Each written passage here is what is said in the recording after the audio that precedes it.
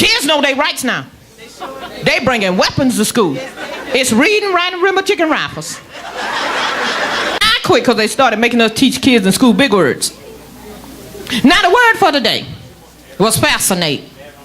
I said whoever can make a sentence with fascinate get an A for the day. John raised his hand. I said, go ahead, John.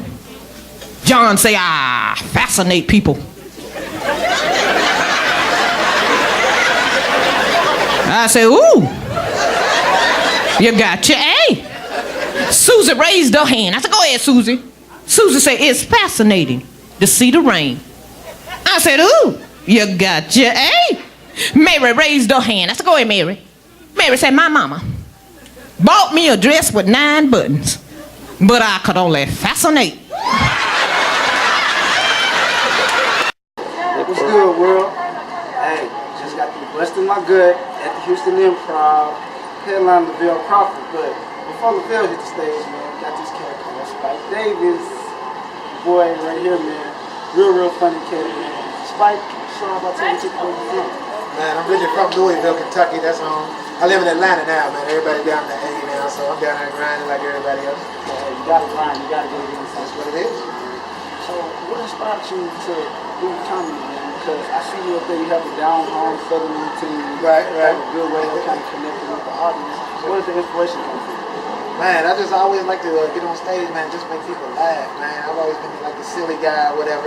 Even growing up, man, we used to play ball and hoop, man. But after that, we'd be capping on each other and all that. So I was one of the baddest cappers in my neighborhood. So, I got to the point where I was so good, people want to beat me up and all that type of thing. But I had 2 big brothers, so I kind of slowed them up on that. But it's just always, man, I like to make people laugh, man. So what age is really just like, man, comedy? This is my profession, this is my life. Man, probably like 18 to 19, something like that. I really wanted to do it. But it took me a while to really jump off because I was doing some other stuff, man. Academics, bro. Yeah, that's what I'm talking about. So 4.0, baby. 4.0, hey.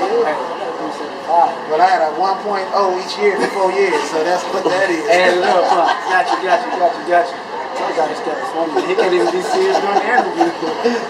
So, you have this way, I mentioned earlier, you're connecting with your audience. Right? In terms of preparing the routine to do that, how do you craft it? I tell you what, man, I just enjoy people, so I like to do a show where you're not just talking at them, you kind of pull them in. So normally when I do a headline set, a lot of my material, the first 30 minutes of the show is just grabbing people in. Then you can jump into your material, and then you can go out with a bang. But people want to feel like they're included into the show, because they can sit at home and watch TV. They'll hit the channel, go back and forth, but you're right there in their face and grabbing them in. I think that's how to make a real performance. Right. Now, like I mentioned before, he was here, he's the opening act for Lavelle Crawford, man. Now, in terms of just, I guess you could say, creating that buzz, getting the crowd ready for what's about to come, what kind of mind state are you using to try to portray that? Man, I tell you what, you really got to be your own hype, man. If you're the first dude up, because there's no opening night before you, you got the sound guy to introduce you, whatever. People want to feel somebody, so you got to be your own cheerleader. So I get up there, man, just get my own thing while trying to grab people, get them hype, and then we just roll from there. Right. Now, this isn't the first time you worked with a couple of people. Doing some research and actually did some work with Steve Harvey. Why don't you elaborate on that a little bit? Well, you been stalking me, huh, online? Yeah, I rolled out with Steve Harvey, man. I met him years ago, back when he was living in Cleveland, and I was in Louisville, Kentucky. And he always told me, man, when I get big, I'm going to come grab you, man. And he just, man, he took me on tour with him. I was touring with him for 3 years, and then Sid the Entertainer and Jamie Foxx, man. So most of the guys, man, I rolled out with them. Good dudes. Good cuts, good cuts. Yeah. And it's good to be in there, I guess you could say, Millionaires Comic Boys Club, especially if you want to have some success with it. So. Yeah, that's true. That's true, man. We just all got to grab each other, though, man. When you get to that point, reach back and grab somebody, man. Lavelle, man, we started out doing our thing together years ago. My fishing partner, my golfing partner, that's who I hang out with. But he told me when he blow, come and get you. You know what I'm saying? Same thing for me. I get a movie deal, who I'm going to call first, but my dogs. We'll spread it out, but everybody got to grab your cats first. Gotcha. So, I'm a promoter. I see this interview. I like what you have to bring to the table. How do I book you? Go to my website, SpikeDavisandFriends.com. I got my own syndicated radio show. We're on in 5 markets right now. Another 13 markets coming on in the next 2 months, so we signed the paperwork on that. So I'm doing my radio thing as well. So. Okay, no Twitter, no Facebook, it's really big. Man, Facebook to death, Twitter to death. I mean, you can hit me up, man. Spike Davis Comedian. That'll grab me. You can find me. I'm easy to find. But if you go to @realryanjrudd.com or realryanjrudd Twitter, you'll get a link with him because I'm pretty sure me and him will follow each other after the interview. That's what I'm talking about, man. Hook me up, man. I want to host some events, man. Gotcha. I do weddings, man, family reunions, funerals. I host it all. I don't even care. So you're really like a jack of all trades in terms of MCing? Yes, sir. Okay. So in terms of your outlook, what do you see yourself in the next 5 years? Man, the radio station is really starting to take off, man. My radio show, SpikeDavisandFriends.com. My show, we did a cruise to Nassau, Bahamas last year. Coming up February next year, we're going to Jamaica for 5 days. So the radio show is taking off. We're looking at some international markets and get some shows over in Bermuda. And then when I'm in Jamaica, it's going to be working / business trip, and then kicking it. So I'll be grabbing some station down there. That's my thing. So I hear about this new game show we got, man. I'm gonna be co-host with Lala, man. That must be really, really good for you working with BET, man. Yeah. I started working with BET, man. Really, when they really started doing Comic View, I was one of the first people to go on the show and do the thing when DL was hosting. And then after I did that for a while, man, they called me back and asked me that I want to host a game show. So I'm like, what the heck? I'll never say I can't do something. So I'll go out and try it, but I hosted that for a season. It's called On The Beat, and Lala was my DJ and co-host. So we just had a good time asking people musical questions and stuff. It must be pretty fun working with Lala, man. And you better stay away from her, because you know who her husband is. Cabello, man. I ain't scared of you, Cabello. Cabello, man, I love your girl, man. She's fire, man. She's beautiful. The good spirit inside and out, man. A very talented lady, so I got love for Lala for sure. Hey, shout out to black people doing positive things. 2011, we on the move, we in the transition, man, trying to empower ourselves. Houston Improv, Ryan J. We got the 401 with Spike Davis. There it is. What's going on, y'all? Grown folks, make some noise for me one time. Glad to be grown. They call me Black Run. I call myself that because I love being black. Anybody else love being black? You feel me? I'm not anti-nobody. I'm just real pro-black. It was a surprise to me, too. I slid out the womb already black. Just played a hand in the belt. So I just learned to love the skin that I'm in. So I do black people research. Y'all know we just got to celebrate Juneteenth, right? Now, for those of y'all that don't know, Juneteenth commemorates June the 19th, 1865, which is when we in Texas finally found out we were free. That's right.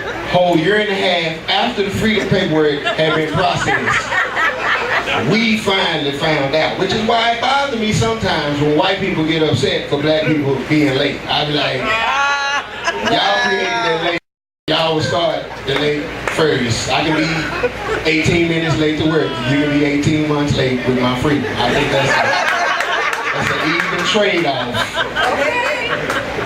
So I had a Juneteenth barbecue, and I noticed a Negro phenomenon. Black folks, no matter what the occasion, will line dance. I don't care if it's a graduation, a wedding, a funeral. All we need is a 5, 6, 7, 8. We ain't have no meeting beforehand or nothing. We all know which foot we starting on and everything. And that mystified me. Like, how is that just ingrained in all of our DNA to just immediately, instinctively, innately know how to line dance? So I researched it. Come to find out, the electric slide originated as an escape route for slaves. I'll tell y'all what happened. One Sunday, it was a chief slave. He was the escape coordinator as he worked. He had to get the plan out without alerting massa to the ongoing. So he said, gather round, everybody.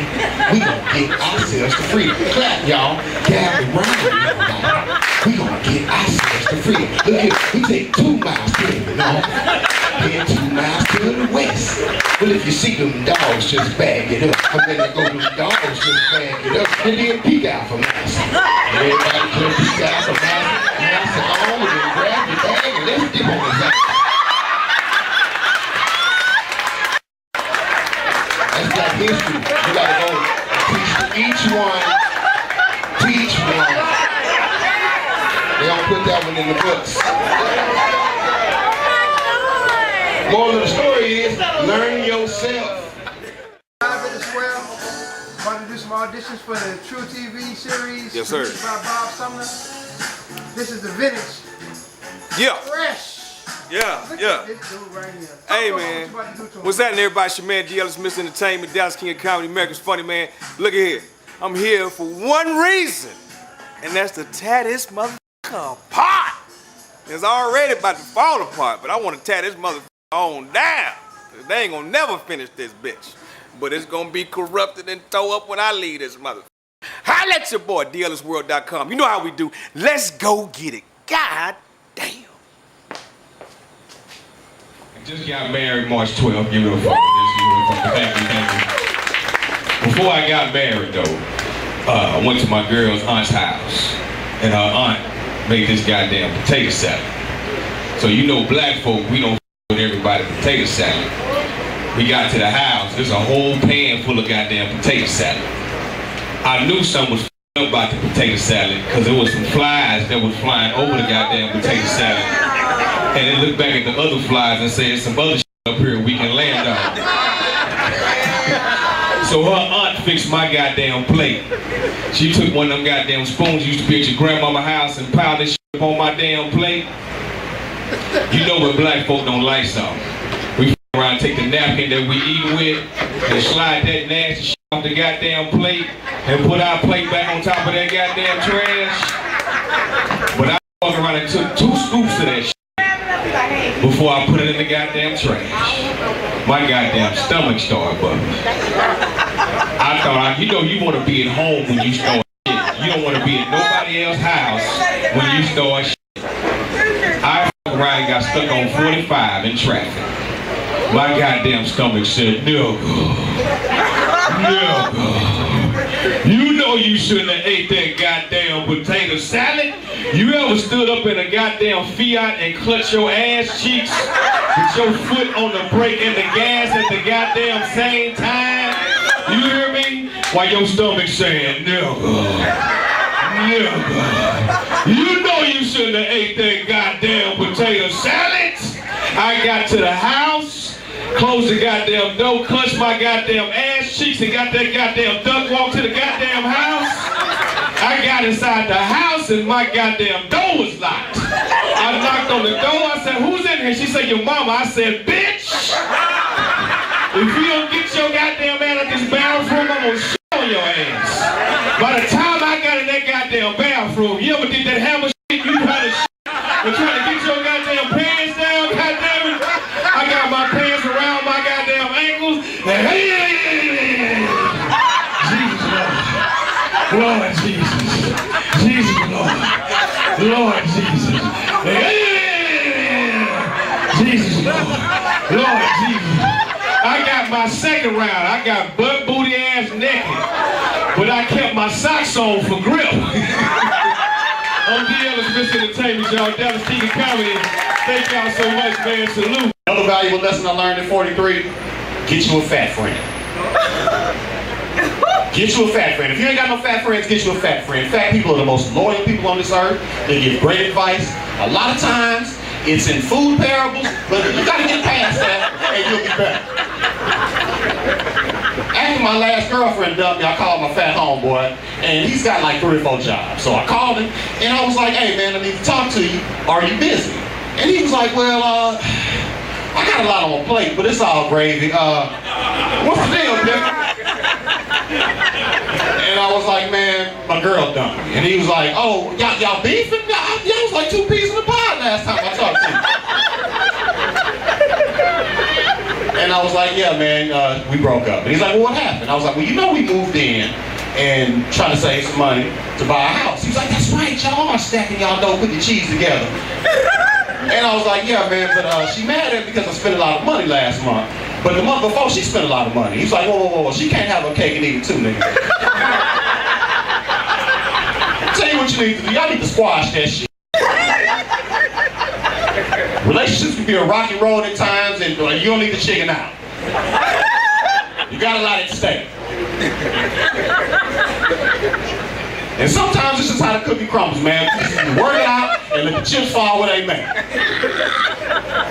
She already treats you like shit, nigga. That's the proof's in the pudding. I'm like, dog, are you sincere or are you hungry, you fat piece of shit?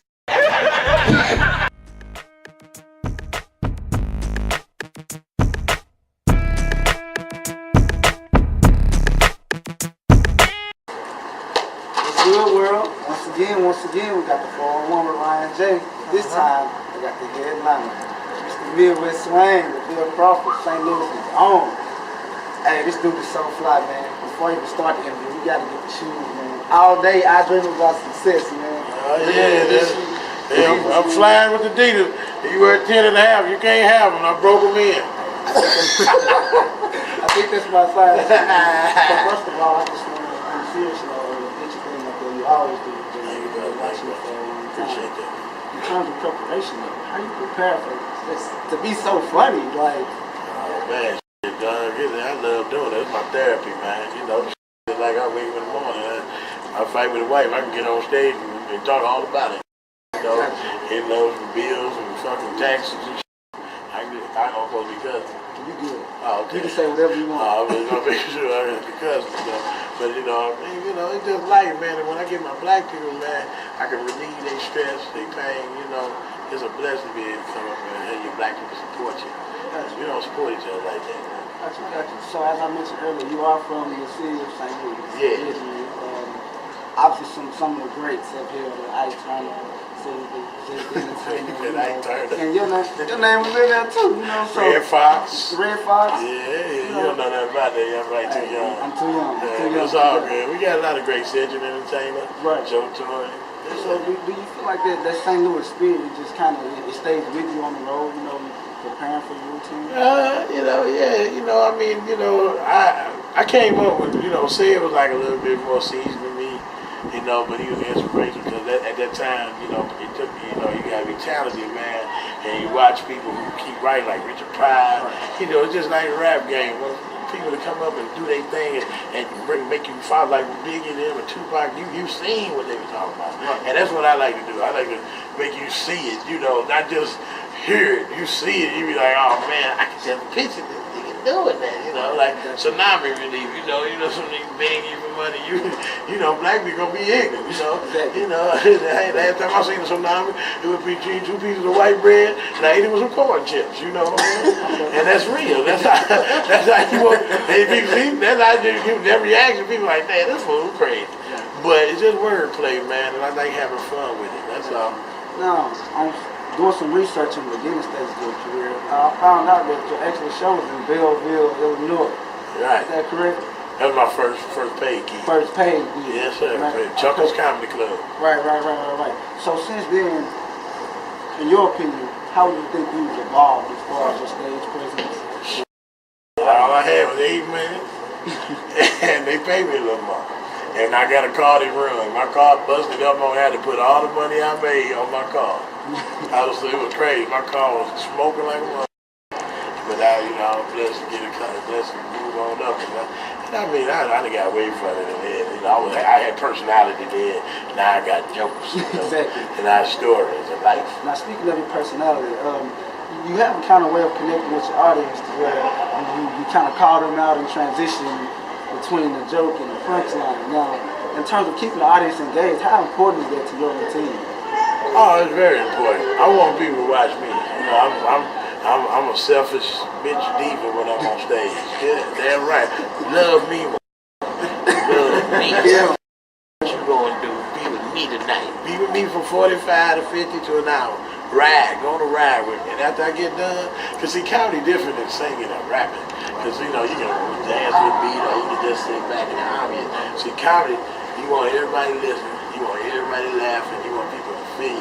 Like, when I said the thing about the Bin Laden, wearing a black chinchilla, hold my chinchilla. You got to hang it up. Don't wrinkle my Bin Laden. Don't wrinkle my Bin Laden. Laughing at that, but that's just something somebody going to remember. That's the rest of their life. Right. And he touched folks. So in terms of touching people and drawing connection with the audience, you also seem to use your size to your advantage. How are you able to just craft it? It's a beautiful. You got great talent back in the day. Rocky Winfield said, "Use everything you got," and that's what he said. Use everything you got. The whole trick of the medicine, making shit happen.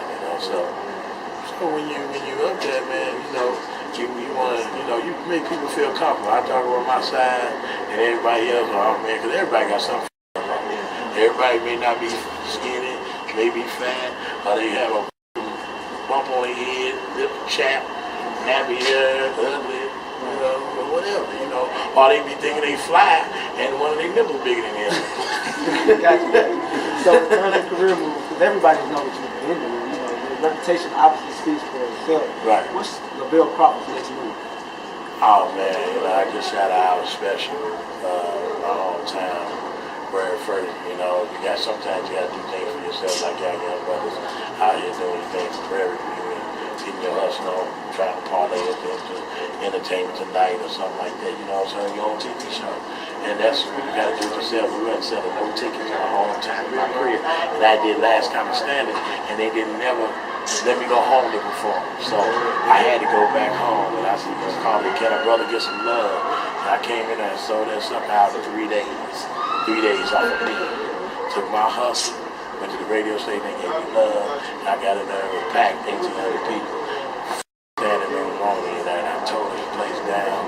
It's a great DVD on Comedy Central in August. You know, Canada, Showtime, and then all the Walmarts all over the country. So did you do the whole tweet, Facebook thing? Yeah, I'm tweeting me, brother. How can I get it? Lavelle Crawford, Lavelle, the comic, THACOMIC, the comic at Twitter.com. Simple as hell. THA. Don't put no E on it. It's LAVEL. No E.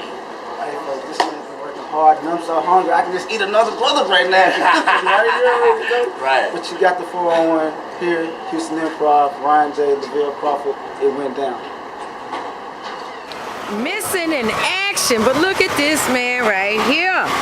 Look at this man right here. You ready for the night, baby? Am I on video or am I on camera? You on video, baby. I was over there posing like a mother. What's happening, baby?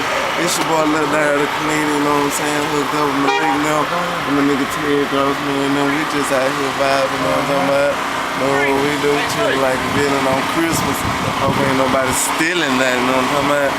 Got my new little dude, got my curls going up there, got a little juice in them, but juice might have been dried out by now, but that's all good, cause it still got a little shine to it. So hopefully the lights hit it right, and the nigga be alright. But that's all I got right now, player. This nigga invited me over his house the other day to eat. And you know, you don't go by everybody's house to eat.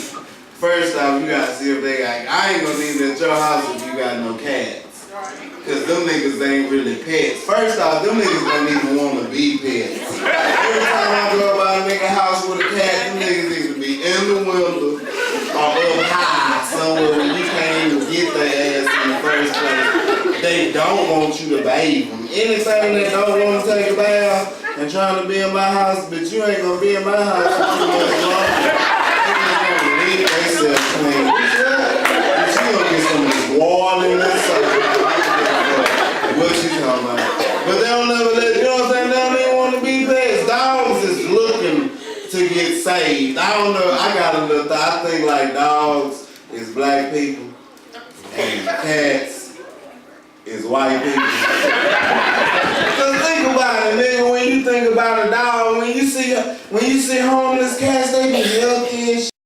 They be just straight. They don't really be homeless. They be fat though. They be all in apartment complexes deep. Just wait, cause they can jump in dumpsters and shit, climbing trees, they can kill birds and shit. Dogs, you see a homeless, them niggas look like they having a hard time. They be skinny. Girls be got f***ed by every little dog in them. They be crazy. Don't know who the daddy is. They got hit by every little mutt in the hood. They just walking around looking straggly and shit. And then you be like, well, that's just a coincidence. Well, it go deeper than that too. Cause think about it. They ain't got no cat catchers.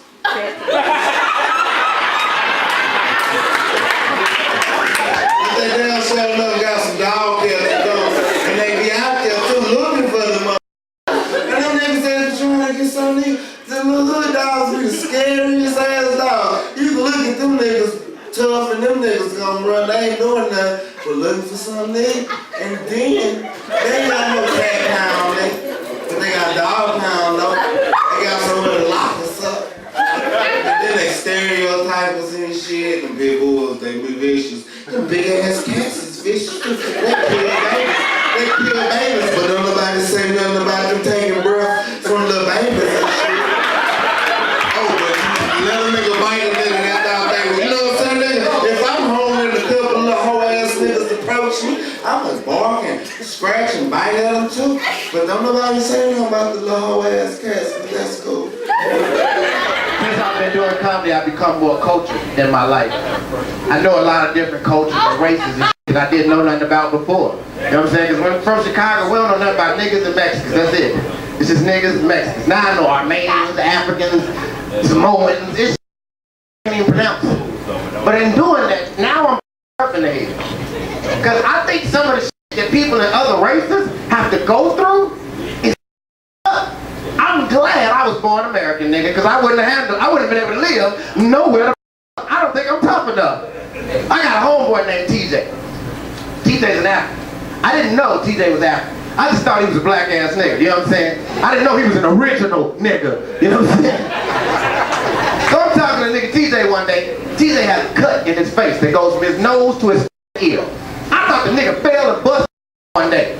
Now, this nigga told me when you turn 13 in his tribe, they take a piece of metal and cut your goddamn face from here to here.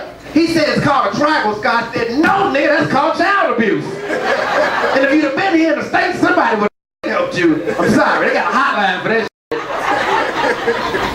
shit. The nigga told me, he was like, but it's a rite of passage. He said, if you don't do this, you will not be considered a man in his tribe. I said, well, I've been the only 35-year-old little boy in your tribe because you ain't cutting my goddamn face.